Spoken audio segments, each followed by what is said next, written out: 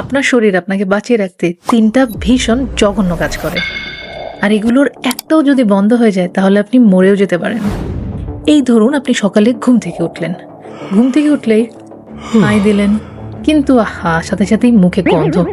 গতকাল রাতে যতবারই ব্রাশ করুন না কেন, সকালে নিঃশ্বাসে জঘন্য গন্ধ হবেই। তো এটা কেন হয়? আপনি যখন ঘুমিয়ে থাকেন তখন লালা বা স্যালাইভা প্রোডাকশন অনেক কমে যায়, আর স্যালাইভার কাজ হচ্ছে আপনার মুখে ব্যাকটেরিয়াল লেভেলটা কন্ট্রোল করে রাখা।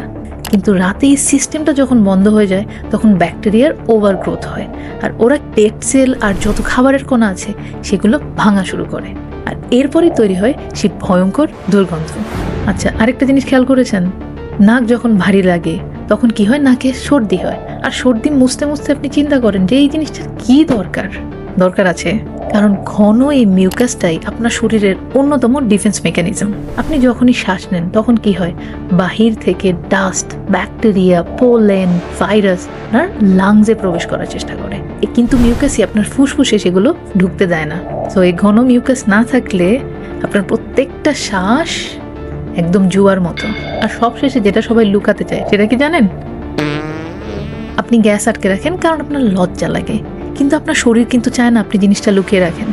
আপনি যখন খাবার খান তখন খাবার হজমের জন্য আপনার যে গাট ব্যাকটেরিয়া আছে ওরাই গ্যাসটা প্রডিউস করে।